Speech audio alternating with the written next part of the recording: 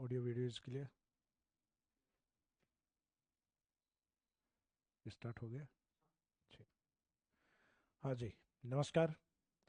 Geography integrated जो batch है और राजस्थान जो ज्योग्राफी स्पेसिफिक बैच जो है आपका, यानी जिन्होंने जो राजस्थान ज्योग्राफी का बैच लिया है, उनके लिए ये क्लासेज हैं, जिसमें हम सबसे पहले इन क्लासेज से पहले हम ये देखेंगे कि इसमें जो सिलेबस आपका है किसी भी एग्जाम को लेकर राजस्थान के अंदर, चाहे राजस्थान का कोई भी एग्जाम हो जिसमें आपका राजस्थान ज्योग्राफी सिलेबस के अंदर है, या फिर आपका जिन्होंने इंटीग्रेटेड बैच लिया है उनके इंडियन ज्योग्राफी है, वर्ल्ड ज्योग्राफी है, तो उन सब पार्ट को लेके हम बात करेंगे। जिसमें हम सबसे पहला जो पार्ट है आपका, क्योंकि इसमें समय के साथ साथ आपकी जो दूसरी क्लासेज हैं वो भी स्टार्ट हो जाएंगी, लेकिन सबसे पहले जो हम क्लास स्टार्ट करेंगे, यानी जो आपका बेसिक्स रीजनल पार्ट है राजस्थान, देन सेकंड स्टेप हमारी इंडियन ज्योग्राफी, उसके बाद में तीसरी स्टेप अपना रहेगा वर्ल्ड ज्योग्राफी वाला पार्ट। तो उसमें स्टार्ट करने से पहले आपका जो बेसिक्स है, यानी राजस्थान के बारे में कौन कौन सी बातें हैं, जो सामान्य बातें हैं जो हमें पता होनी चाहिए, तो उन बेसिक्स के बारे में। उसके बाद में उसमें और नेक्स्ट टॉपिक कौन से रहेंगे, यानी जो जनरली हम हाइड्रो ज्योग्राफी के रूप में, उसके बाद में रिसोर्स ज्योग्राफी के रूप में, उसके बाद में इकोनॉमिक ज्योग्राफी के रूप में। यानी ज्योग्राफी के कुछ पार्ट्स हमने डिवाइड कर रखे हैं, उन पार्ट्स के अकॉर्डिंग हम ज्योग्राफी को कवर करेंगे। तो अब उसमें आपके कौन कौन से टॉपिक्स हैं सबसे पहले, और आज की इस क्लास में हम टॉपिक्स को लेकर डिस्कशन करेंगे।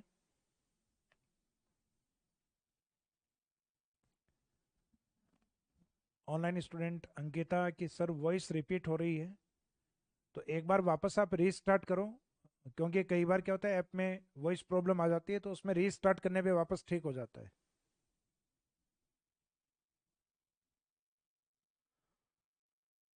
सतीश मीणा सर फाइनली इंतजार खत्म हुआ है, बिल्कुल।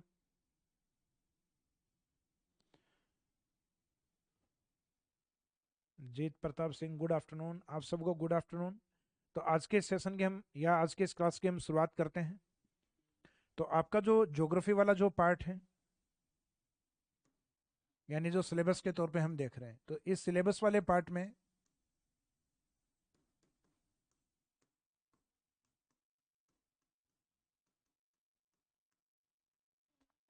स्टार्टिंग टॉपिक जिनको हम लेंगे बेसिक टॉपिक्स के रूप में, यानी जो हमारी ज्योग्राफी का जो स्टार्टिंग यानी जो सामान्य पार्ट है या बेसिक जो टॉपिक है, उन बेसिक टॉपिक में आपका सबसे पहला पार्ट है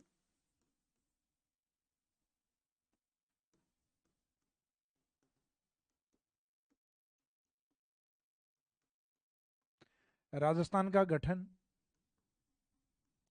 राजस्थान के जिले एवं संभाग। मीनिंग है कि राजस्थान का जो राजस्थान को इंटीग्रेटेड किया गया, राजस्थान का जो यूनिफिकेशन किया गया यानी एकीकरण किया गया, वो किस तरीके से हुआ है।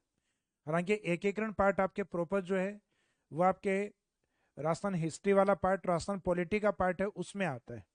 लेकिन अपने जो इसमें इंपॉर्टेंट पार्ट है वह इसमें राजस्थान के कितने एकीकरण के चरण हुए हैं, जिसमें राजस्थान के कौन कौन से डिस्ट्रिक्ट को मर्ज किया गया है, और एकीकरण के वो चरण कब कब हुए हैं, उनके बारे में बातें करना। बाकी उसके अंदर जो आपके डिटेल्स है वो पॉलिटी का पार्ट है, वो अपने राजस्थान ज्योग्राफी का पार्ट नहीं है। तो राजस्थान के गठन के अंदर जनरली हम ये देखते हैं कि राजस्थान आज प्रेजेंट के अंदर आपके जो राजस्थान का निर्माण हुआ, और उस निर्माण के बाद आज वर्तमान में वो 41 जिलों के रूप में रिप्रेजेंट है, यानी 41 जिलों के रूप में राजस्थान फैला हुआ है। तो वो 41 जिले किस किस तरीके से बने हुए हैं, और उन 41 जिलों का जो मुख्यतः डिस्ट्रिक्ट आधार पे हम देखते हैं, वहाँ के जो प्रमुख होते हैं वो डिस्ट्रिक्ट मजिस्ट्रेट अर्थात जिला कलेक्टर होते हैं। तो उसके ऊपर हमने एक व्यवस्था को और रखा है, संभागीय व्यवस्था को, डिवीजन वाली को। तो संभागीय व्यवस्था और डिवीजन के बारे में भी हम साथ में कवर करेंगे। तो राजस्थान का जो गठन, जिले और उसके डिवीजन या संभाग, ये स्टार्टिंग के आपका जो बेसिक पार्ट है, उसमें शुरुआत आपके यहाँ से की जाएगी।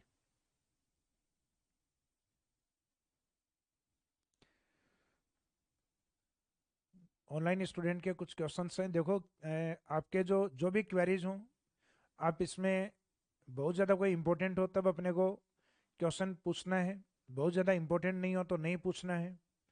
यानी कई बार क्या होता है कि अपन पढ़ने से ज़्यादा टाइपिंग में ध्यान दे रहे होते हैं। तो मेरा कहने का मीनिंग इसमें यह है कि आपका दिमाग है वो टाइप करने में डाइवर्ट नहीं होना चाहिए बिल्कुल भी।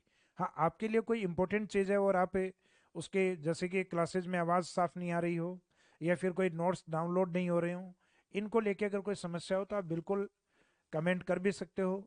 इंस्टीट्यूट के जो नंबर आपके ऐप पे अवेलेबल है उनके ऊपर आप कॉल भी कीजिएगा। और कोर्स में किसी भी प्रकार की क्लासेज को डाउनलोड के लेकर या हम जो आने वाली जो क्लासेज हैं उनके नोट्स जो हम अपलोड करेंगे इसमें, तो अपलोड उन नोट्सों को पढ़ने में कहीं कोई दिक्कत हो रही है या जो नोट्स अपलोड नहीं हो रहे हों, तो उसके अंदर आप कमेंट कर सकते हैं और उन समस्याओं का समाधान आप करवा सकते हैं।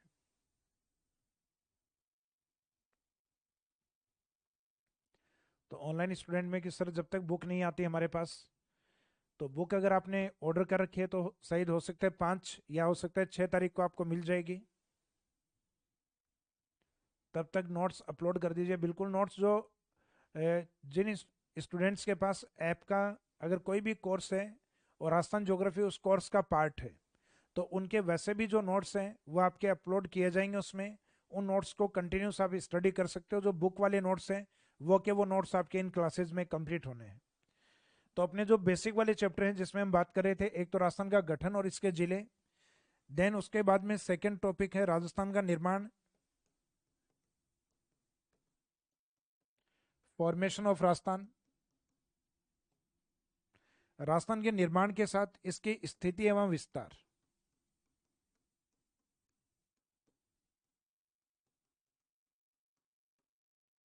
राजस्थान के लोकेशन और इसके एक्सटेंशन या विस्तार वाले पार्ट को भी हम कवर करेंगे। राजस्थान के निर्माण का मीनिंग यह है कि अपनी पृथ्वी का जैसे निर्माण हुआ है, उस निर्माण के अंदर एक हिस्सा जो कि कॉन्टिनेंट या महाद्वीप के रूप में रहा है, जो कि अर्थ का 29% पार्ट, यानी पूरी पृथ्वी में जो महाद्वीपों का हिस्सा है कॉन्टिनेंटल पार्ट जो है वो 29%, और उस कॉन्टिनेंटल या महाद्वीप के बाद में जो बचा हुआ भाग है 71%, ये मुख्यतः महासागर के रूप में है, यानी ओसेनिक पार्ट के रूप में। अब इसमें आपका जो महाद्वीपीय भाग है ये प्रेजेंट में दो भागों में डिवाइड है। महाद्वीप है जिसको जर्मन लैंग्वेज में अल्फ्रेड वेगनर ने अपनी थ्योरी में पेंजिया नाम से, हालांकि शब्द उससे पहले भी दिया जा चुका है ये, तो ये जर्मन लैंग्वेज में, क्योंकि जर्मन की थ्योरी है तो जर्मन के अकॉर्डिंग चलेगा, तो जर्मन थ्योरीज के अंदर या जर्मन लैंग्वेज के अंदर महाद्वीपों को पेंजिया बोला गया है। जैसे अपने लोकल में कहें, जैसे पृथ्वी हमारे लिए धरा है, भूमि है, जैसे आप इंग्लिश में उसको कन्वर्ट करके बोलोगे तो वो हमारे लिए अर्थ है, तो सेम वैसे ही जर्मन लैंग्वेज में अगर आप महाद्वीप को बोलोगे तो वो पेंजिया है। तो सभी महाद्वीपों को मिला के जर्मन लैंग्वेज में क्या बोला गया है? पेंजिया। पेंजिया कालांतर में या प्रेजेंट में हम देखें तो दो भागों में विभाजित है। पेंजिया का एक तो उत्तरी भाग है, ये वाला हिस्सा, एक उसका दक्षिणी भाग है। तो इसका जो नॉर्थ पार्ट है इसको नाम दिया गया है अंगारा लैंड, जबकि इसका जो सदर्न पार्ट है इसको बोला गया है गोंडवाना लैंड।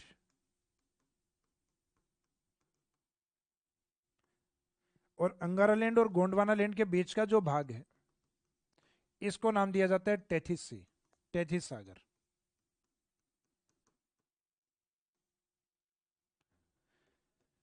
तो अपने राजस्थान का जो संबंध है, यानी राजस्थान का जो निर्माण है वो किस तरीके से हुआ है, तो राजस्थान का जो निर्माण है या यूं कहें जो भारत का जो निर्माण है वो मुख्यतः अपने इन दो पार्ट से रिलेवेंट है। एक तो गोंडवाना लैंड से, और ये शब्द कहाँ से आया? गोंड जनजाति से। जैसे आपको ध्यान होगा कि भारत में सबसे बड़ा जनजाति समूह है या सबसे बड़ी जो ट्राइब है, जैसे राजस्थान में अपने मीणा को माना गया है बड़ी ट्राइब, वैसे इंडिया में प्रमुख जनजाति समूह है वो माना जाता है अपने गोंड को। तो गोंड जनजाति से निकला हुआ शब्द गोंडवाना लैंड। तो अपने भारत में और राजस्थान के निर्माण में ये दो शब्द आपको याद रखने हैं, जिनको जनरली हम शॉर्ट में जीटी के नाम से बोलेंगे। तो जीटी का मीनिंग यहाँ रहेगा गोंडवाना लैंड और टेथिस सागर। तो राजस्थान की उत्पत्ति में हम इन शब्दों को कवर करेंगे, गोंडवाना लैंड और टेथिस सी को। ऑनलाइन स्टूडेंट की सर ये क्लासेस रिकॉर्ड रहेंगे, बिल्कुल रिकॉर्डेड भी रहेंगे, डाउनलोड का ऑप्शन भी रहेगा, आपकी इच्छा है उतनी बार इन क्लासेस को देख सकते हो। और एक जो निश्चित टाइम पीरियड जो हमने आपको इसमें एक्सेस दिया है वो उस टाइम तक रहेंगी। तो जितने भी इसमें आपसे क्लासेस से पहले आपको जो बताया गया है ये क्लासेस एज इट इज़ उसी फॉर्मेट में रहेंगे। नोट्स है उनको आप डाउनलोड भी कर सकते हो, और डाउनलोड करके उनको निकलवा के और उनको भी पढ़ सकते हो, और उनको क्लासेस के साथ आप देखते रहिए। या फिर आप ये चाहते हो कि भाई डाउनलोड वाले जो नोट्स हैं वो थोड़े महंगे हैं, तो जो जिनके इजी अप्रोच में हो, तो जैसे ही बुक पहुंचे तो आप ये कर सकते हो कि जो बुक वाला पार्ट है उस बुक को भी आप परचेज करके उस तरीके से भी मुख्यतः उन नोट्स का फायदा उठा सकते हो। यानी जो आपके ज़्यादा इजी हो, जिस तरीके से आपकी इच्छा डाउनलोड करके और दूसरे टैब में या आपके पास कोई भी जो भी टेक्निकल जो सोर्स हैं आपके पास, उनके माध्यम से इनका आप लाभ ले सकते हैं। तो देखो, हम अब अगले आधे घंटे बाद में आपके मैसेज में देखूंगा, क्योंकि जैसे बार बार हम ये बातें करेंगे तो बाद में कंटिन्यूस जो अपना कंटेंट है वो आप बार बार आप उसके ब्रेक लगेगा या उसमें गैप आएगा, तो गैप से वो क्या है, कई बार जनरली जो एक फ्लो बना होता है वो फ्लो टूट जाता है, आप लोगों का भी और मेरा भी समझाने का जो एक फ्लो रहता है, तो उसमें आप इजीली उस कंटेंट को समझ पाएंगे अगर कंटिन्यूस फ्लो में रहेंगे अपन। तो इसमें जो राजस्थान का हो चाहे इंडिया का जो निर्माण हो, ये इस पृथ्वी में मुख्यतः दो भागों पे, एक तो गोंडवाना लैंड और बचा हुआ हिस्सा जो है वो टेथिस सागर पे। तो राजस्थान का निर्माण भी मुख्यतः, जो सेकेंड टॉपिक जिसमें हम बात कर रहे हैं राजस्थान के निर्माण, उसमें संबंध अपना एक तो गोंडवाना लैंड और दूसरा पार्ट रहेगा टेथिस सागर। एक पॉइंट आता है अपनी लोकेशन। लोकेशन वाला पॉइंट ऐसा है जिसको अक्षांश और देशांतर बताते हैं। तो इसका मीनिंग कोई भी ज्योग्राफिकल जो लोकेशन होती है,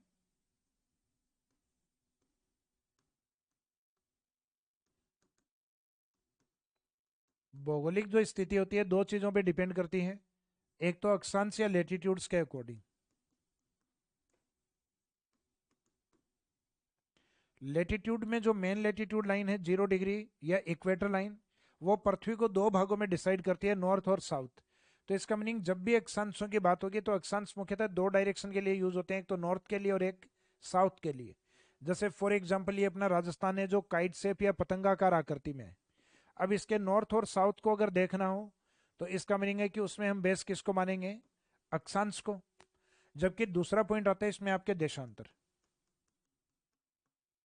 तो जो देशांतर वाला पॉइंट है उसमें आपके जो मेन लॉन्गिट्यूड यानी जो जीएमटी लाइन है, ग्रीनविच मीन टाइम, वो पृथ्वी को दो भागों में डिवाइड करती है, ईस्ट में और वेस्ट के अंदर, पूर्व में और पश्चिम के अंदर। तो मीनिंग हुआ कि जो पूर्व और पश्चिम की जो डायरेक्शन है वो देशांतर से डिसाइड होती है। तो हम जो जनरल डायरेक्शन मानते हैं, सामान्य जो दिशाएं मानते हैं, उन सामान्य दिशाओं में हम जनरली चार दिशाओं को मानते हैं। बाकी ज्योग्राफिकल डायरेक्शन है 16 होती हैं। बाकी जनरल या सामान्य दिशा में हम चार, जो कि आपके सुबह शाम आप सुनते हो, किसके बारे में, न्यूज के बारे में। तो न्यूज शब्द में आपके चारों शब्द हैं, इसमें नॉर्थ भी है, ईस्ट भी है, वेस्ट भी है, साउथ भी है। इसका मीनिंग जो चारों दिशाओं के बारे में जानकारी देती हैं वो होती है न्यूज। तो इसका मीनिंग है इसमें जो नॉर्थ और साउथ है वो लेटीट्यूड्स पर यानी अक्षांश पर, और जो पूर्व और पश्चिम है वो लॉन्गिट्यूड अर्थात देशांतर के ऊपर डिपेंड होते हैं। ये देशांतर है वो हमेशा ईस्ट और वेस्ट को बताएंगे। तो आप तो इसमें ये रट लो कि जो लेटीट्यूड अक्षांश है वो नॉर्थ और साउथ के बारे में बताता है, जबकि लॉन्गिट्यूड है वो बची हुई दिशाएं अर्थात पूर्व और पश्चिम। तो चार दिशाओं में दो अक्षांश की हैं, दो देशांतर की हैं। तो राजस्थान की लोकेशन के लिए अपने को दो पॉइंट कवर करने पड़ेंगे इसमें स्थिति वाले में।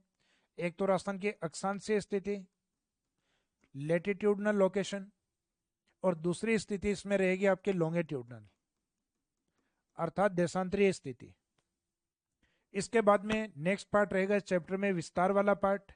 तो किसी भी ज्योग्राफिकल एरिया का जो विस्तार है, जैसे फॉर एग्जांपल गांव में आपका घर है, शहर में आपका घर है, या कहीं पे भी आपका घर है, उसका अपना एक विस्तार है। विस्तार का मीनिंग उसका एक एरिया है। जिसके पास एरिया होता है उसकी एक निश्चित आकृति होती है, और जिसकी आकृति होती है उसके चारों ओर उसकी बाउंड्री या सीमाएं होती हैं। तो इसका मीनिंग जो विस्तार वाला जो पॉइंट है, इसका मीनिंग जिसमें हम बात करेंगे एक्सटेंशन ऑफ राजस्थान। तो राजस्थान के एक्सटेंशन या विस्तार के अंदर एक तो बात होती है एरिया ऑफ राजस्थान को लेकर, और एरिया ऑफ राजस्थान के साथ साथ के राजस्थान के जो बड़े डिस्ट्रिक्ट हैं, लार्जेस्ट जो डिस्ट्रिक्ट है उन पे भी बात होगी, राजस्थान के जो स्मॉलेस्ट डिस्ट्रिक्ट हैं उन पे भी बात होगी, छोटे जिले हैं उन इनको भी कवर करेंगे अपन। फिर एरिया के साथ हम आकृति पे बात करेंगे, राजस्थान की आकृति या जो शेप, तो उसमें राजस्थान की आकृति को लेकर और राजस्थान के कुछ इंपॉर्टेंट डिस्ट्रिक्ट हैं, राजस्थान के जिले हैं, उनकी आकृतियों को लेके बात करेंगे। फिर जिसके पास आकार होता है उसके चारों ओर उसके बाउंड्रीज भी होते हैं,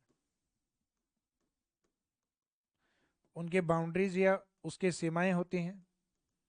और जो सीमाएं होती हैं वो दो पार्ट्स में डिवाइड है, एक तो इंटरनेशनल बाउंड्री और एक इंटर स्टेट बाउंड्री, अंतर्राष्ट्रीय सीमा और एक अंतर्राज्यीय सीमा। तो इस तरीके से जो विस्तार वाला पॉइंट है उसमें हम तीन पॉइंट्स को लेकर चलते हैं कि एक तो एरिया, एरिया के साथ जैसे अभी मैंने एग्जांपल दिया, आपका घर है उसका एक एरिया है, तो एरिया है तो उसका एक आकार भी है। हो सकता है कि वो आयताकार में हो सकता है ट्राइंगल शेप में हो सकता है रेक्टेंगल शेप में हो, यानी आयत के रूप में, स्क्वायर शेप में, वर्गाकार आकृति में, त्रिभुजाकार आकृति में, किसी भी आकृति में हो सकता है। तो एक एरिया के साथ आकृति अपने आप आती है। हो सकता है कि जिग जैग को कोई स्पेसिफिक शेप नहीं बनाता हो, और जिसके पास आकार होता है उसके चारों ओर का जो एरिया होता है वो उसका बाउंड्री होता है। जैसे फॉर एग्जांपल ये स्क्रीन आपको दिखाई दे रही है, तो इसके भी अपनी एक बाउंड्री है, सीमाएं हैं, क्योंकि इसका अपना एक एरिया है, एरिया के साथ इसकी एक आकृति है, आकृति है इसका एक शेप, और शेप या आकृति के साथ इसकी एक बाउंड्री भी बनती है। हालांकि राजस्थान में हम बाउंड्रीज इसलिए बोलते हैं क्योंकि उसके दो पार्ट हैं, एक पाकिस्तान के साथ लगता हुआ इंटरनेशनल पार्ट यानी इंटरनेशनल बाउंड्री, और एक अपने निकटतम राज्यों से लगता हुआ इंटर स्टेट बाउंड्री।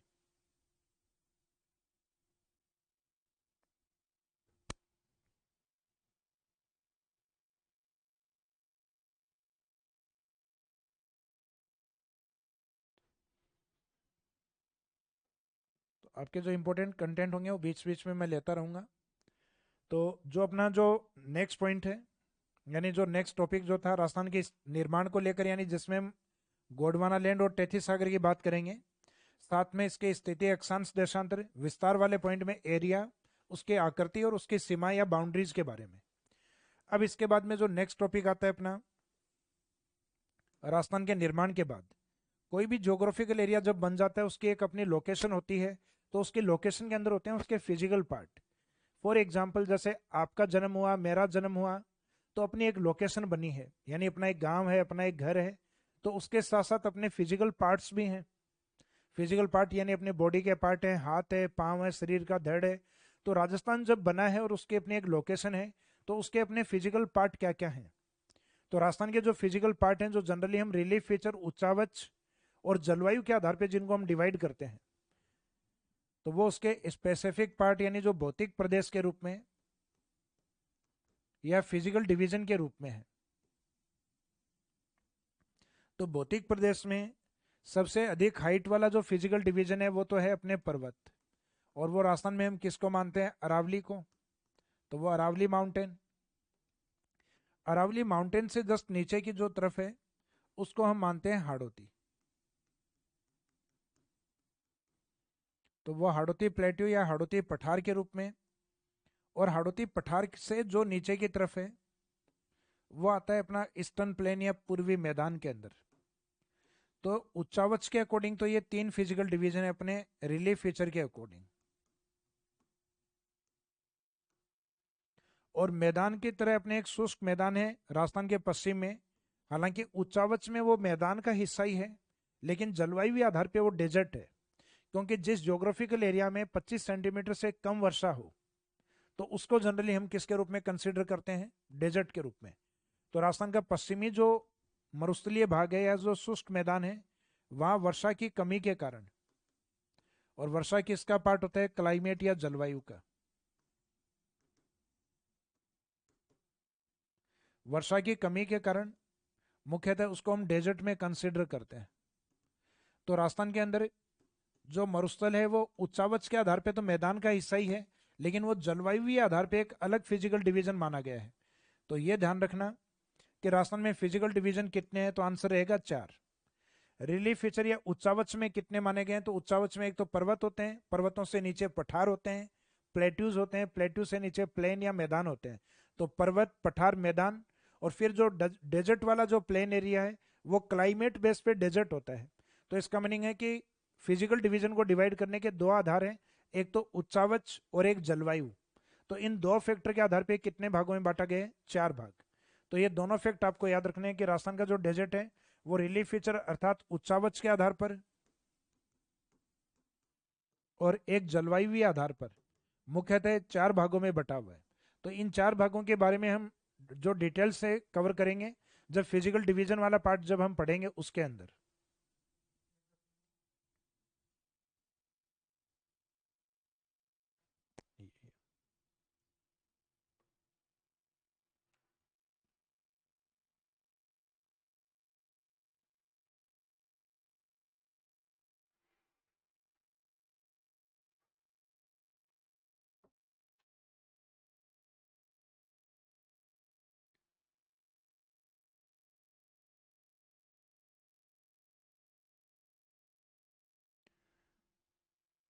जो ऑनलाइन स्टूडेंट में कि सर आप नोट्स नहीं बनवाओगे क्या? बिल्कुल, इस बैच में आप नोट्स बना सकते हो।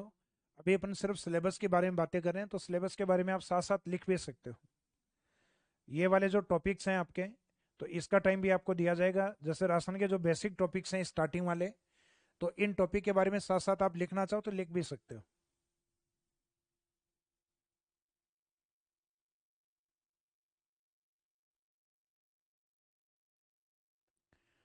और कोई स्टूडेंट अगर किसी की भी तैयारी कर रहा हो कि राजस्थान के किसी भी एग्जाम की, तो इसमें राजस्थान ज्योग्राफी वाला जो कोर्स है, जिसमें आप किसी का एग्जाम ये लगता है कि जनवरी तक से एग्जाम है, क्या हमारा नवंबर दिसंबर तक कोर्स हो जाएगा, तो मेरा अधिकतम जो प्रयास है आपके लिए कि नवंबर के लास्ट तक आपका कम से कम ये वाला कोर्स कंप्लीट हो जाए, राजस्थान ज्योग्राफी वाला।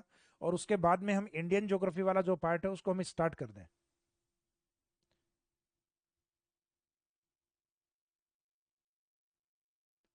तो फाइनली क्योंकि आपके तीनों पार्ट हैं इसमें, तो नंबर ऑफ टॉपिक्स हैं वो लगभग आपके 40 या 45 के आसपास तक है, जिनको कंप्लीट करवाने के अंदर लगभग लगभग 4 से 4.5 महीने का टाइम पीरियड चाहिए, यानी तीनों पार्ट को कवर करने के अंदर। तो लगभग ये दिसंबर तक आपका कंप्लीट हो जाएगा। तो साथ साथ में आपके जैसे टॉपिक कंप्लीट होते हैं तो उनका रिवीजन आप साथ साथ में करते रहिए। और प्रयास ये रहेगा कि अगर आपका कोई एग्जाम जनवरी में आ रहा हो तो और जल्दी करवाने का क्लासेस हम थोड़ा सा और लंबा ले लेंगे उसमें।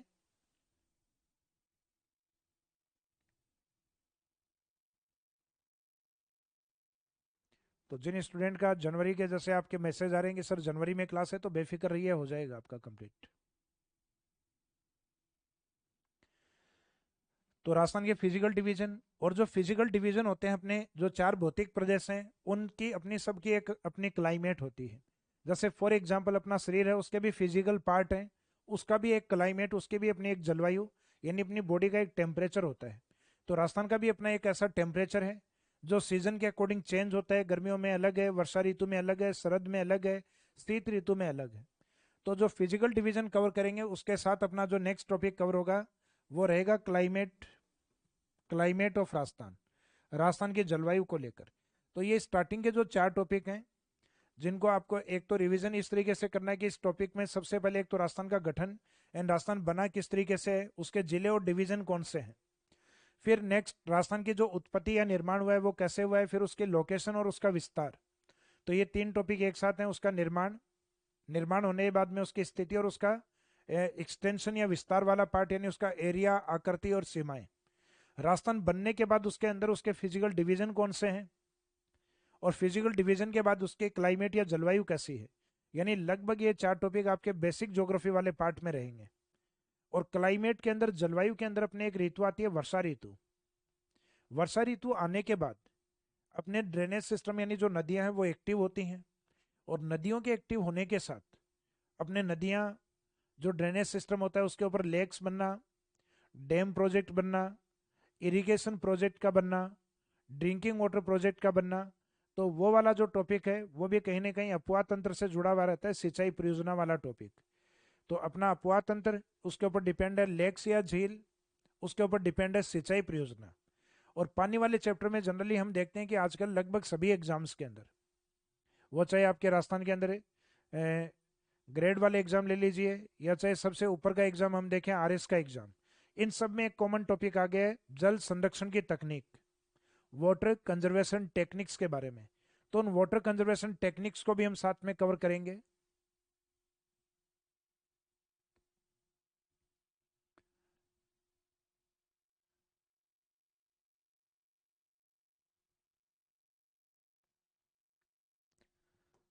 तो जो आपका इसमें नेक्स्ट पार्ट यानी जो बेसिक ज्योग्राफी है, बाद में सेकंड बी पार्ट हम लेंगे हाइड्रो ज्योग्राफी के नाम से, यानी जिसमें पानी वाले टॉपिक्स की बात करेंगे। हाइड्रो ज्योग्राफी यानी जलीय भूगोल वाला पार्ट रहेगा अपना। तो राजस्थान में जलीय भूगोल का मीनिंग है, स्टार्टिंग वाले ए पार्ट में अपने 4 टॉपिक हो गए थे यहाँ तक, जलवायु तक ए वाले में। तो बी वाले में अपना टॉपिक नंबर 5 से स्टार्ट होगा, राजस्थान का अपवाह तंत्र, ड्रेनेज सिस्टम ऑफ राजस्थान,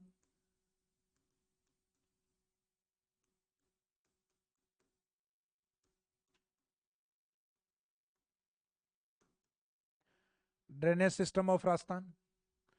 इसके बाद में अपवाह तंत्र का जो टॉपिक है, ये जनरली ड्रेनेज का मीनिंग ये होता है, जैसे बारिश होने के बाद में पानी का एक निश्चित धारा के रूप में और एक स्लोप या ढाल के अकॉर्डिंग बहना अपने आप में ड्रेनेज होता है। जैसे अपने घर का पानी है, वो छत से एक पाइप से होते हुए नाली में जाता है, तो वो भी ड्रेनेज है। नाली का पानी बहते हुए अपने गली मोहल्ले के बाहर जाके बड़े नाले में मिलता है, तो वो भी ड्रेनेज है। और वो नाला जाके आगे किसी छोटी नदी या बड़ी नदी में मिलता है, तो वो भी ड्रेनेज का पार्ट। तो इसका मीनिंग पानी है, उसकी प्रवृत्ति होती है स्लोप के अकॉर्डिंग बहना, ढाल के अकॉर्डिंग बहना।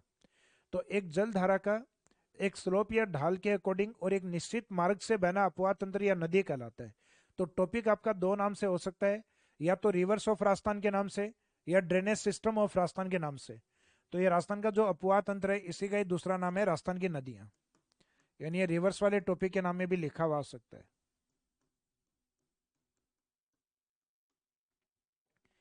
राजस्थान का जो ड्रेनेज सिस्टम या अपवाह तंत्र है,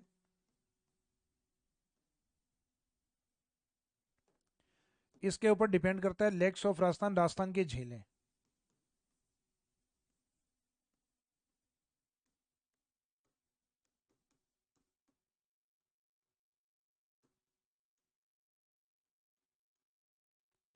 लेक्स ऑफ राजस्थान या राजस्थान की जो झीलें हैं, इनके साथ ड्रेनेज सिस्टम पे डिपेंड करता है अपना सिंचाई परियोजना या इरिगेशन प्रोजेक्ट्स।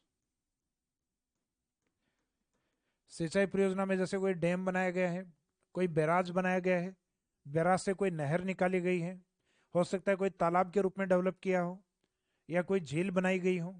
तो इसका मीनिंग ड्रेनेज सिस्टम पे डिपेंड होता है, एक तो झील और एक सिंचाई परियोजना है। क्योंकि ये मुख्यतः ज्यादातर जो झीलें आप देखते हो कि ये झील इस नदी पे है, ये झील इस नदी के नाले पे है, तो ज्यादातर जो झील है वो अपने किसी न किसी नदी और नाले पे डिपेंड होती हैं। ये तो नहीं कहेंगे सभी जो झीलें हैं वो मुख्यतः नदियों पे डिपेंड होती हैं, कुछ में डायरेक्ट वर्षा जल या डायरेक्ट जो रेनी वाटर है वो भी आता है। फिर सिंचाई परियोजना के बाद यानी इरिगेशन प्रोजेक्ट के बाद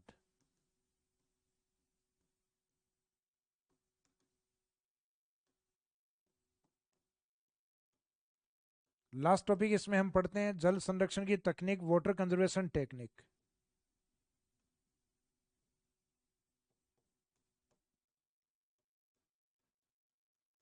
जल संरक्षण तकनीकें,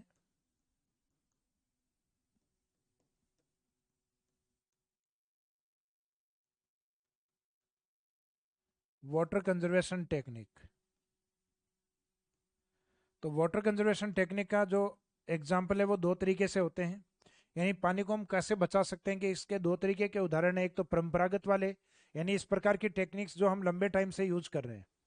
एक कुछ इस प्रकार की टेक्निक जिसको हम कुछ समय से यूज कर रहे हैं, जैसे डैम बनाना, बैराज बनाना, मुख्यतः उनसे कैनाल्स को निकालना। तो जो हमने 20वीं और 21वीं शताब्दी में काम में लेना जिनको स्टार्ट किया है, वो हमारे लिए मुख्यतः न्यू टेक्निक्स हैं। जबकि जो ट्रेडिशनल टेक्निक्स यानी जो परंपरागत तकनीक है, वो जो लंबे टाइम से बनाई जा रही हैं, जैसे पानी को रोकने का जो उपाय है, एक तो झीलों का निर्माण, शेखावाटी और जोहड़े का निर्माण, गांवों में तालाब का निर्माण, मुख्यतः पश्चिमी राजस्थान में नाडी बनाना, टोबा बनाना, या छोटे कुंड यानी जिनको हम कहते हैं कुई या बेरी बनाना, या झालरा बनाना। तो वाटर कंजर्वेशन की टेक्निक्स बहुत सारी हैं। तो इस चैप्टर को हमें दो पार्ट्स में पढ़ना पड़ेगा, एक तो परंपरागत तकनीक में और एक आधुनिक तकनीक के अंदर। काफ़ी इंपॉर्टेंट टॉपिक है, क्वेश्चंस भी जनरली एग्जाम में आते हैं। जैसे हम बात करें अभी 2024-25 आरएस जो एग्जाम है, उसमें भी पूछा गया था कि पश्चिमी राजस्थान के अंदर वाटर कंजर्वेशन की कौन सी तकनीक है जिसको पालीवाल ब्राह्मणों ने अपनाया, तो पालीवाल ब्राह्मणों की जल संरक्षण तकनीक को हम खड़ीन कहते हैं। तो ये 4 पानी वाले चैप्टर रहेंगे आपके, जिनको हम जलीय भूगोल अर्थात हाइड्रोजोग्राफी के रूप में देखते हैं। इसके बाद में जो नेक्स्ट पार्ट रहेगा आपका, वो रहेगा रिसोर्स ज्योग्राफी यानी संसाधन भूगोल।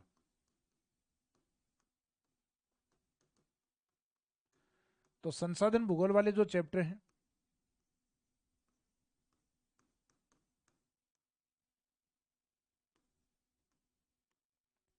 जो रिसोर्स ज्योग्राफी वाला पार्ट है,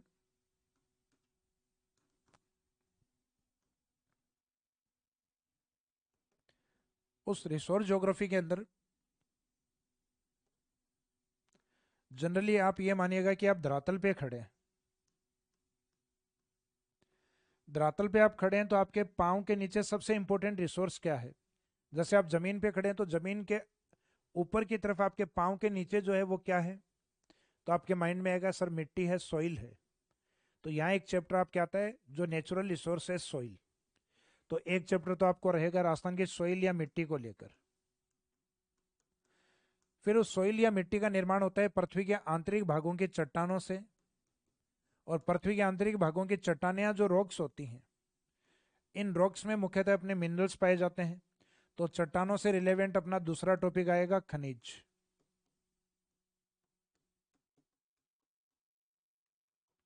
खनिज मोस्टली एग्जाम में आपके यहाँ तो खनिज के नाम से होता है, या मुख्यतः खनिज लिख के उसके आगे लिखते हैं धात्विक एवं अधात्विक, metallic and non metallic.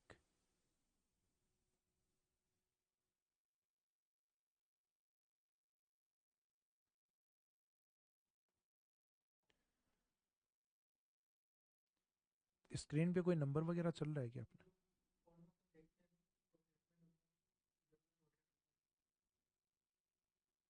Phone number में कौन सा मतलब?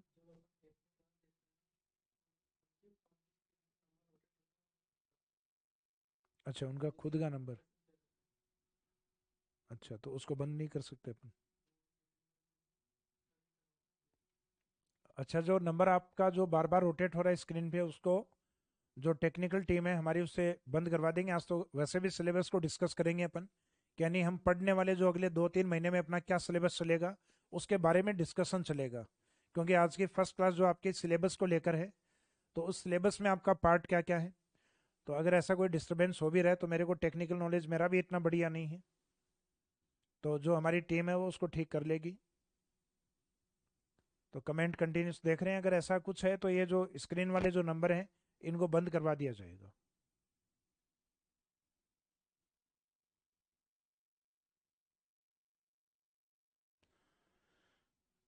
तो जो एक टॉपिक तो अपना पृथ्वी के ऊपर जो सोइल या मिट्टी है वो है। फिर मिट्टी के अंदर की ओर जो चट्टानें उनमें क्या पाए जाते हैं? खनिज। तो खनिज वाला चैप्टर या तो खनिज के नाम से होता है, या खनिज दो कैटेगरीज में डिवाइड होते हैं, एक तो धात्विक और जो धातु नहीं है इसका मीनिंग अधात्विक, मेटालिक और नॉन मेटालिक। फिर खनिज के बाद में अपनी पृथ्वी के ऊपर मिट्टी के ऊपर पाए जाते हैं वेजिटेशन या वनस्पति। तो एक टॉपिक आपका वनों से रिलेवेंट या वनस्पति से रिलेवेंट होगा। और वनस्पति से जुड़ा हुआ एक पार्ट आता है आपका वाइल्ड लाइफ, वन्य जीव। वाइल्ड लाइफ या वन्य जीव। तो इस तरीके से आपके जो ये टॉपिक हैं, वाइल्ड लाइफ के साथ एक शब्द जनरली हम और भी यूज करते हैं, बायोडाइवर्सिटी, जैव विविधता। तो जहां वन्य जीवों की अधिक प्रजातियां या प्लांट्स की अधिक प्रजातियां पाई जाती हैं उसको हम कहते हैं बायोडाइवर्सिटी। तो अपना जो वन्य जीव और जैव विविधता, उसमें समस्याएं क्या हैं, और जैव विविधता के संरक्षण के हम क्या प्रयास, क्या अप्रोच अपनाते हैं, तो उन सब के बारे में हम इस चैप्टर में बात करेंगे, राजस्थान के वाइल्ड लाइफ और उसके बायोडाइवर्सिटी को लेकर। तो हालांकि वन्य जीव अब हमारे लिए एज ए रिसोर्स के रूप में काम नहीं आ सकते, क्योंकि किसी भी वन्य जीव को हम अपने फायदे के लिए अब नहीं मार सकते। क्योंकि पहले जब बड़े राजवंश हुआ करते, रानी का आदेश आता कि मुझे हाथी दांत की चूड़ियां चाहिए, तो हाथी को निपटा दिया जाता, मार दिया जाता, और उसके हाथी दांत को निकालकर उसकी चूड़ियां बनाई जाती। लेकिन 1972 वाइल्ड लाइफ प्रोटेक्शन एक्ट, वन्य जीव संरक्षण अधिनियम, जिसका एक अमेंडमेंट या संशोधन आ चुका है 2022 के अंदर, तो वन्य जीव संरक्षण अधिनियम के बाद ये अपने लिए एज ए रिसोर्स के रूप में काम नहीं आ सकते। यानी वन्य जीवों को हम संसाधन के तौर पे इनको मार के यूज नहीं कर सकते, वन्य जीव संरक्षण अधिनियम 1972 के तहत। तो इसका मीनिंग ये सारे टॉपिक वैसे देखा जाए तो आपके रिसोर्स नहीं है, लेकिन ज्यादातर आपके रिसोर्स वाले पार्ट है। वन्य जीव हमने इसलिए लिखा है क्योंकि जहां वन वाला चैप्टर होता है वनस्पति वाला, उसी के साथ आपका वाइल्ड लाइफ भी कवर किया जाता है, क्योंकि वनों से ही जुड़े हुए हैं आपके वन्य जीव। तो इसके अंदर जो आपके रिसोर्स वाले जो चैप्टर रहने वाले हैं, तो लास्ट वाला था आपका जल संरक्षण। तो रिसोर्स के अंदर आपका नेक्स्ट चैप्टर यानी चैप्टर नंबर 8 तक अपनी बात हो गई है। तो ये रिसोर्स वाला जो पार्ट है या संसाधन भूगोल वाला जो पार्ट, इसमें चैप्टर नंबर 9, जमीन पे खड़े हैं तो जमीन में पाँव के नीचे मिट्टी वाला टॉपिक यानी सॉइल। फिर सॉइल के नीचे जो चट्टाने उनमें क्या पाए जाते हैं, खनिज मिनरल्स।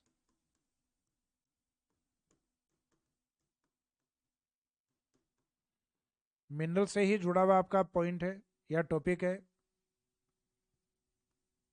खनिज से जुड़ा हुआ अपना मेटालिक एंड नॉन मेटालिक।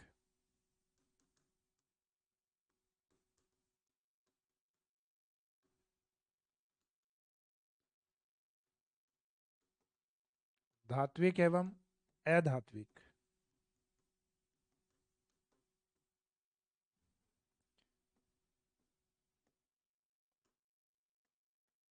और चैप्टर नंबर 11 जो मिट्टी के ऊपर, तो मिट्टी के ऊपर अपने वेजिटेशन या वनस्पति।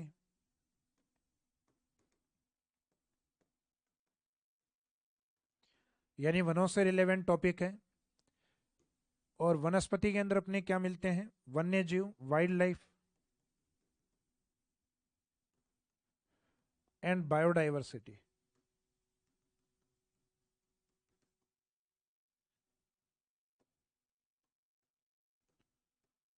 वन्य जीव एवं जैव विविधता।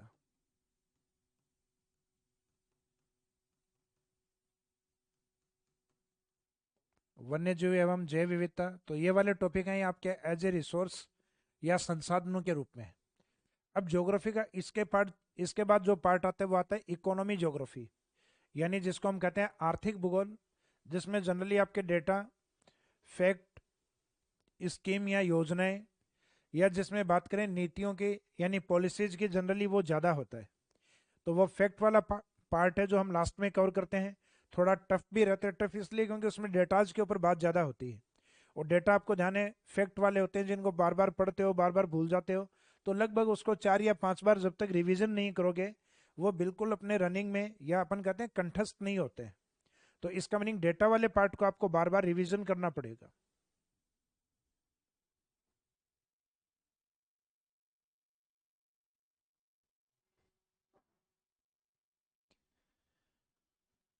तो रिसोर्स ज्योग्राफी के बाद में यानी ये सी पार्ट था आपका, लास्ट पार्ट है आपका इकोनॉमी ज्योग्राफी वाला पार्ट। इसमें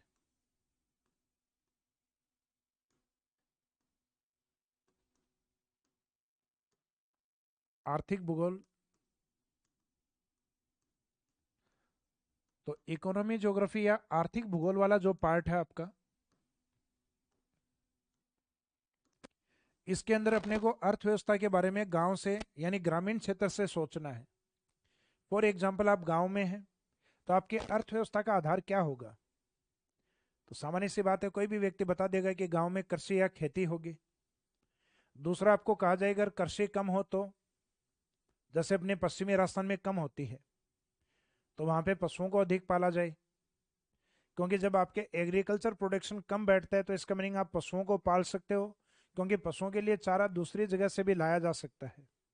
तो पॉसिबल है कि वहाँ अपने एनिमल वेल्थ या लाइव स्टॉक अधिक हो। तो कृषि के साथ जुड़ा हुआ एक दूसरा टॉपिक आपके पशुपालन। फिर आप ये मानिएगा कोई व्यक्ति गांव में नहीं रहना चाहता, वो चाहता है कि मैं सिटी में शिफ्ट हो जाऊं और अपनी इकोनॉमी का जो बेस है वो मैं या तो सर्विस में लग जाऊं या फिर किसी इंडस्ट्रीज में काम करूं। तो सर्विस तो या सेवा क्षेत्र तो वैसे भी आपका इकोनॉमी का टॉपिक है, लेकिन इंडस्ट्री या उद्योग है ये दोनों में आता है। तो उद्योग आपके ज्योग्राफी के सिलेबस में भी होता है। तो इसका मीनिंग दो टॉपिक तो आपके ग्रामीण क्षेत्र से जुड़े हुए हैं जो ग्रामीण अर्थव्यवस्था का आधार है। तो लास्ट में जो टॉपिक हमने देखा था यहाँ वाइल्ड लाइफ यानी टॉपिक नंबर 12।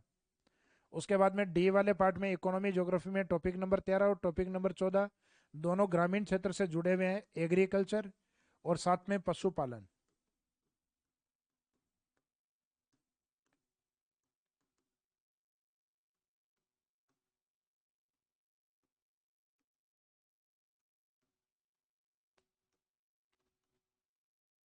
एग्रीकल्चर एंड पशुपालन, पशुपालन या जो एनिमल वेल्थ वाला पार्ट है।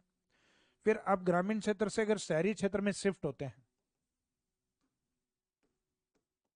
ग्रामीण से अगर आप शहरी क्षेत्र में शिफ्ट होते हैं, तो शहरी क्षेत्र में इकोनॉमी का जो मेन बेस है, एक तो रहेगा आपका इंडस्ट्री या उद्योग। उद्योग के साथ एक पार्ट और ऐड होता है आजकल, उद्योग एवं औद्योगिक विकास।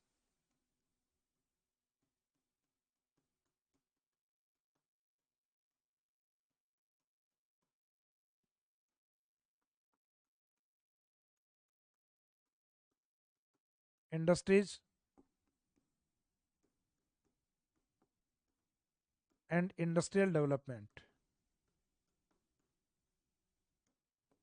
तो इंडस्ट्रीज और इंडस्ट्रियल डेवलपमेंट का मीनिंग है कि उद्योग है उसमें एक अपना परंपरागत पार्ट आता है। परंपरागत का पार्ट का मीनिंग ये है कि परंपरागत पार्ट को अपने से पिछले पीढ़ियों ने भी पढ़ा है, हम भी पढ़ रहे हैं, आने वाली पीढ़ियों को भी पढ़ना होगा। फॉर एग्जाम्पल, राजस्थान में पहली सूती वस्त्र मिल कौन सी है? तो हमें पता होना चाहिए, दी कृष्णा कॉटन मिल है 1889। तो अपने से पीछे वाली पीढ़ियों ने भी ये पढ़ी है, हम भी पढ़ रहे हैं। राजस्थान में पहली चीनी मिल कहाँ पर स्थापित हुई? चित्तौड़ के भोपाल सागर 1932। तो ये अपने को भी पढ़ना है, पहले भी पढ़ा गया, आगे भी पढ़ा जाएगा। तो इंडस्ट्रीज का एक पार्ट आपके परंपरागत या थोड़ा ट्रेडिशनल टाइप है, जिसमें पुराने उद्योग है, उसमें प्रथम उद्योग है, उन सब की बातें होती हैं। लेकिन दूसरा पार्ट आता है इंडस्ट्रियल डेवलपमेंट, यानी उद्योगों के विकास के लिए गवर्नमेंट क्या कर रही है। तो गवर्नमेंट के द्वारा इंडस्ट्रियल पॉलिसीज बनाई जा रही हैं। Micro small medium enterprises policy, MSME policy को लाया जा रहा है। राजस्थान में इन्वेस्टमेंट कार्यक्रम करवाए जा रहे हैं, जैसे 2024 के लास्ट में हुआ था रिसर्जेंट राजस्थान। राजस्थान के अंदर सेज एरिया बनाए जा रहे हैं, स्पेशल इकोनॉमिक जोन। इंडस्ट्री से रिलेवेंट संस्थान है वो कंटिन्यूस बनाई जा रही हैं। और मुख्यतः निर्यात के लिए या उद्योगों को स्थापित करने के लिए अपने मुख्यतः औद्योगिक पार्क, निर्यात पार्क और कॉम्प्लेक्स। इसका मीनिंग है कि अपने यहाँ से जो एक्सपोर्ट किया जाए, एक्सपोर्ट पार्क भी, इंडस्ट्रियल पार्क भी, और मुख्यतः यहाँ पे जो इंडस्ट्रियल कॉम्प्लेक्स होते हैं उनको भी बनाया जा रहा है। तो मीनिंग है कि उद्योग का जो एक पार्ट है जो थोड़ा सा लेटेस्ट है, जो जनरली हम इकोनॉमिक सर्वे में भी पढ़ते हैं, सॉरी। तो एक पार्ट रहेगा इसमें आपका इंडस्ट्रियल डेवलपमेंट, औद्योगिक विकास वाला पार्ट। तो उद्योग के साथ औद्योगिक विकास, इंडस्ट्रीज एंड इंडस्ट्रियल डेवलपमेंट। उद्योगों तक रॉ मटेरियल को लेकर आना और तैयार माल को बाजार तक लेके जाना, यह काम होता है परिवहन का। तो उद्योग के साथ आपका एक टॉपिक जुड़ा हुआ होता है परिवहन। परिवहन टॉपिक। फिर इंडस्ट्रीज को चलाने के लिए सिर्फ परिवहन काफी नहीं है, इंडस्ट्रीज में मशीनरीज होती हैं। तो जो परिवहन के माध्यम से रॉ मटेरियल आया उसको मुख्यतः प्रोडक्ट में कन्वर्ट करने के लिए अपने को मशीनरी की आवश्यकता होती है, और मशीनरी को चलने के लिए ऊर्जा की आवश्यकता होती है। तो इंडस्ट्रीज के डेवलपमेंट के लिए एक तो परिवहन, और एक परिवहन के साथ जो नेक्स्ट टॉपिक रहेगा आपका वो एनर्जी या ऊर्जा। जो जनरली अपने जो आरएस वाला एग्जाम होता है उसमें परंपरागत गैर परंपरागत नाम से दिया हुआ होता है। बाकी जो आपके टीचर ग्रेड एग्जाम है या राजस्थान के जो अदर एग्जाम है, उनमें ऊर्जा के टॉपिक को नवीकरण और अनवीकरण, रिन्यूएबल और नॉन रिन्यूएबल में डिवाइड किया गया है। जैसे हम चैप्टर पढ़ेंगे तो उसमें दोनों में अंतर बताएंगे कि नवीकरण और अनवीकरणीय में क्या अंतर है। तो नेक्स्ट टॉपिक जो रहेगा आपका इसमें परिवहन के साथ एनर्जी या ऊर्जा। अब ऊर्जा के साथ इंडस्ट्रीज को चलाने के लिए क्या चाहिए? तो इंडस्ट्रीज के लिए एक तो परिवहन और एक ऊर्जा और एक चाहिए मैन पावर। मैन पावर का मीनिंग होता है मानव, और मानव अपने को प्राप्त होता है मानव जनसंख्या से। तो इसका मीनिंग इंडस्ट्रीज के साथ अपना परिवहन, ऊर्जा और एक जनसंख्या। तो जनसंख्या वाला टॉपिक भी हम इसी में ऐड करके चलते हैं।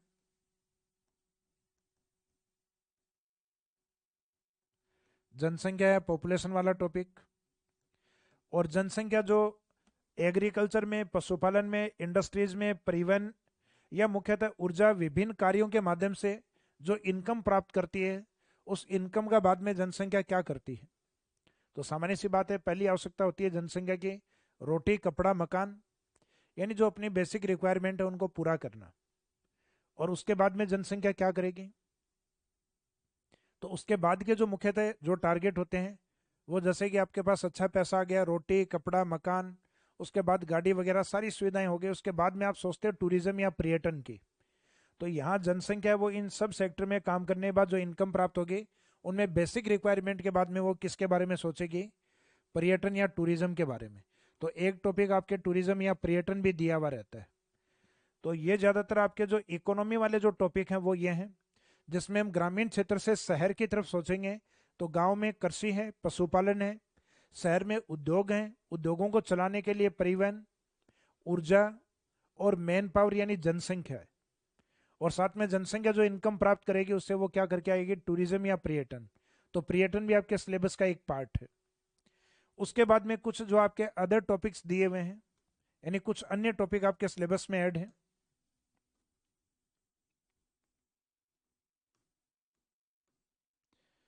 जिसमें एक तो हम पढ़ते हैं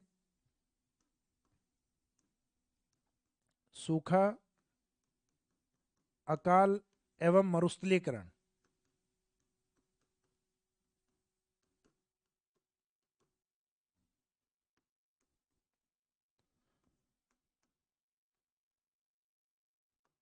जो आपके ड्रॉट, फेमाइन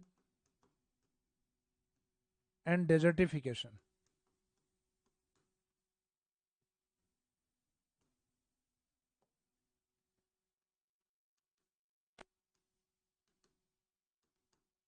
एंड डेजर्टिफिकेशन, तो ये वाला पार्ट। इसके बाद में अच्छा, ये टॉपिक नंबर आपका शायद लास्ट में 16, 17, 18, 19, 19 के बाद में टॉपिक नंबर है 20। इसमें सीक्वेंस ये 20 नंबर। तो राजस्थान में आपको ध्यान है सूखे की स्थिति लंबे टाइम तक अपने बनी रहती है, कई बार वर्षा कम होती है। इसमें सूखे के अलग अलग टाइप हैं। अकाल है तो अकाल में भी अलग अलग प्रकार के अकाल हैं अपने। जैसे एक छपनिया अकाल है। छपनिया अकाल तो हालांकि वर्ष के आधार पे दिया है, बाकी जिस तरीके से अपने कमी होती है, जैसे पानी की कमी है, अन्न की कमी है, या मुख्य पानी, अन्न, चारे, तीनों की कमी होना अपने आप में त्रिअकाल है। तो अकाल के भी अपने अलग अलग टाइप हैं।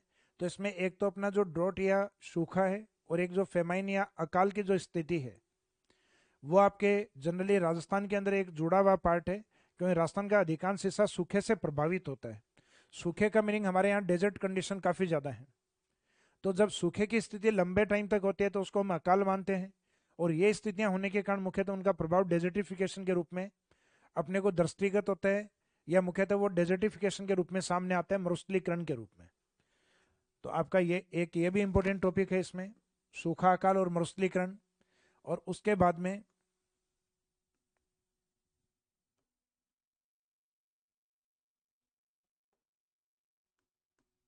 एक यूनेस्को करके आपका एक चैप्टर दिया हुआ है। हालांकि ये यूनेस्को बहुत ही लिमिटेड एग्जाम है।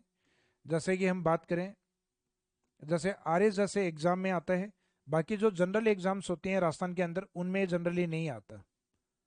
तो ये भी करवा देंगे लास्ट में। बाकी सामान्य एग्जाम से रिलेवेंट नहीं। यहाँ तक कि आर जैसे एग्जाम में भी ये सिर्फ मेंस का टॉपिक होता है, जिसमें कुछ कॉन्सेप्ट आपके दिए हुए हैं, उनको जनरली अपने को कवर करना होता है। तो ये आपके जो सबसे इंपॉर्टेंट टॉपिक हैं। जो शुरुआत के आपका जो फर्स्ट पार्ट है बेसिक वाला, सेकंड वाला जिसमें हमने बात की हाइड्रो ज्योग्राफी, तीसरा पार्ट जिसमें हमने रिसोर्सेज की बात की, और लास्ट वाला इकोनॉमी ज्योग्राफी वाला पार्ट, या लास्ट में कुछ अदर टॉपिक्स हैं। तो इस तरीके से हम राजस्थान के ज्योग्राफी का जो पार्ट है उसको इन 4 डिवीजन में डिवाइड करके, क्योंकि अब माइंड में अपने को धीरे धीरे ये पता होना चाहिए कि अपना राजस्थान ज्योग्राफी किस तरीके से बटा हुआ है। जैसे अभी आपको यह ध्यान है कि राजस्थान ज्योग्राफी के अंदर हमने कुछ टॉपिक हैं जो बेसिक ज्योग्राफी के अंदर डाले हैं। बेसिक ज्योग्राफी यानी जिसमें राजस्थान का जो परिचय है उसके बारे में बात करेंगे, उसके गठन, जिले, संभाग, फिर राजस्थान की उत्पत्ति और स्थिति के बारे में बात करेंगे, बाद में उसके फिजिकल डिवीजन या भौतिक प्रदेश है उनके बारे में, उसके बाद में उसके क्लाइमेट या जलवायु के बारे में। फिर ये कवर होने के बाद में नेक्स्ट बेसिक वाले पार्ट के बाद में आता है हाइड्रो ज्योग्राफी। हाइड्रो ज्योग्राफी के अंदर राजस्थान की नदियां या रिवर्स हैं, नदियों के डिपेंड राजस्थान के लेक्स या झील हैं, इन पे डिपेंड राजस्थान के इरिगेशन प्रोजेक्ट या सिंचाई परियोजना है, और इन सब में पानी कैसे बचाएं ये बताएगा जल संरक्षण, वाटर कंजर्वेशन टेक्निक्स। इसके बाद में हाइड्रोजोग्राफी के बाद वाला जो पार्ट है वो आता है आपका रिसोर्स ज्योग्राफी। तो जो रिसोर्सेज वाले पार्ट हैं उसके अंदर जमीन के ऊपर खड़े होके वहां से अगर हम सोचें तो इसका मीनिंग है वहां टॉपिक आपका आता है सोइल या मिट्टी। मिट्टी के अंदर जो चट्टाने पाई जाती हैं उनमें अपने खनिज। मिट्टी के ऊपर जो पार्ट है आपका वेजिटेशन या वनस्पति, वनस्पति से जुड़े हुए रहते हैं। वन जहाँ अधिक होते हैं वहाँ वन्य जीव। तो ये लगभग 4 टॉपिक हम इसमें रिसोर्स वाले चैप्टर में।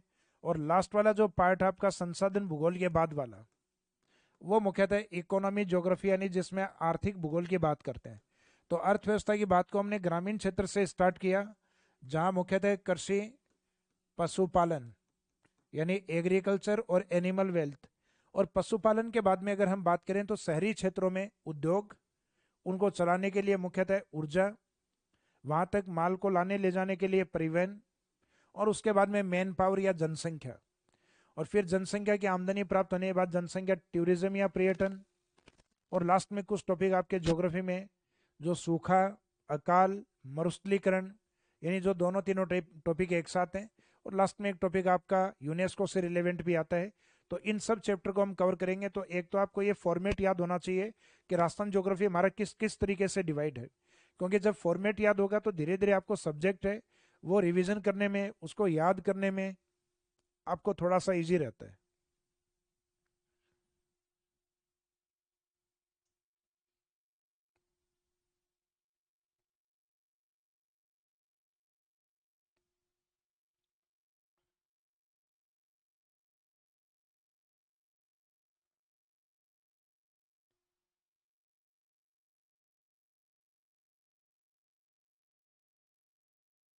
ये इसमें कौन सा है ऑप्शन?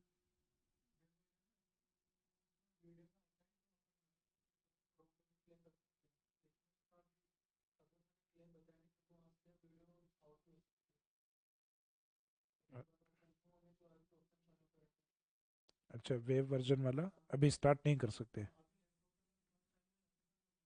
अच्छा अच्छा। अच्छा देखिए, वेब वर्जन वाला हम जल्दी स्टार्ट करेंगे, लेकिन वेब वर्जन अभी शायद ऑप्शन नहीं है। तो उसमें शायद कुछ टेक्निकल या जो क्लासेज हैं वो आउट होने का कुछ ऐसा उसमें रहता है। तो जैसे उसमें सिक्योरिटी फीचर्स बढ़ जाएंगे उसके बाद में वेब वर्जन है वो आपका स्टार्ट हो जाएगा। तो आज की ये जो पहली क्लास थी अपनी, ये आपके सिलेबस डिस्कशन को लेकर थी। तो आज की इस क्लास के बाद में एक तो सिलेबस वाले जो टॉपिक हैं वो आपके इवनिंग में इन लगभग प्रयास ये रहेगा लगभग 9 या 10 बजे तक इन सारे टॉपिक को जिस सीक्वेंस में मैंने आपको बताया है, तो ये सारे टॉपिक आपके एज ए सिलेबस के रूप में अपलोड कर दिए जाएंगे। यानी जो सिलेबस हम कंप्लीट करने वाले हैं 20 से 22 टॉपिक जो हमने लिखे हैं वो, उसके बाद में आपका जो नेक्स्ट टॉपिक यानी जो अगले 3 से 4 टॉपिक हम स्टार्टिंग में करेंगे, यानी अगले जो 15 या 20 दिन के अंदर हम कवर करेंगे, वो वाला पार्ट आपका पहले अपलोड कर दिया जाएगा। देखो, कंप्लीट ज्योग्राफी वाला पार्ट है वो एक साथ अपलोड करना पॉसिबल नहीं है, क्योंकि कंटेंट जिस तरीके से धीरे धीरे अपडेट होता जा रहा है उसके अकॉर्डिंग आपके अपडेट कर दिया जाएगा। तो इसका मीनिंग है कि जो कंटेंट वाला जो पार्ट है उसमें आप बेफिक्र रहिए, और जो 4 टॉपिक यानी जिसमें लगभग आपके 80 90 या 100 पेजेस के आसपास हैं उनको निकलवा के और आप स्पाइरल करवा लीजिए, ताकि वो मैटर है वो आपके पास एक साथ भी रहे और इजीली आप उसको कंटिन्यूस रीडिंग करते रहें। तो इसका मीनिंग वो टॉपिक हैं उनको इजीली आप रीड आउट कर पाएँ और आपके पास वो रिकॉर्ड में रहें। अगर 2 2 पेजेस निकलवाएंगे तो उनको कलेक्ट करना थोड़ा सा आपके लिए भी मुश्किल होगा, और उनको इधर उधर होना, अपने नोट्स बहुत सारे होते हैं तो उसके अंदर इधर उधर भी हो जाते हैं। तो नोट्स किस तरीके से आपको पढ़ने हैं यानी टॉपिक अपने को किस तरीके से पढ़ने हैं, तो वो साथ साथ में हम बातें करते रहेंगे इसमें कि इनको किस तरीके से कवर करना है। बाकी टॉपिक जिस तरीके से चलते रहें साथ साथ में इन क्लासेज को आप लेते रहें, क्योंकि साथ साथ में कवर कर लेंगे इसका मीनिंग सब्जेक्ट आपका बिल्कुल कंठस्थ हो जाएगा उसके साथ। और देखिए, जो कंटेंट अवेलेबल करवाया जाएगा उसमें बिल्कुल बेफिक्र रहिए, इस कंटेंट के अलावा या इस सिलेबस के बाद में आपको जितने भी पार्ट हैं Rajasthan geography, Indian geography, world geography, उसके अंदर फिर आपको कहीं पढ़ने की आवश्यकता नहीं है। यानी ये तीनों टॉपिक का कंप्लीट होने का मीनिंग है आप किसी भी एग्जाम के क्वेश्चन इजीली क्वालिफाई, इजीली उनको क्रैक कर सकते हो। तो आज के इस सेशन को हम यहीं समाप्त करेंगे। उसके बाद में, अच्छा आपके कुछ ऑर्डर हैं? बुक वाले ऑर्डर के लिए बात कर रहे हैं आप, तो बुक वाले जिन स्टूडेंट्स ने जो ऑर्डर किए हुए हैं उनको जल्दी 5 या 6 तारीख की डेट है, क्योंकि हमारे यहाँ से डिस्पैच होना स्टार्ट हो गए हैं। तो 3-4 दिन जो भी आपका टाइम लगेगा उसमें लगेगा।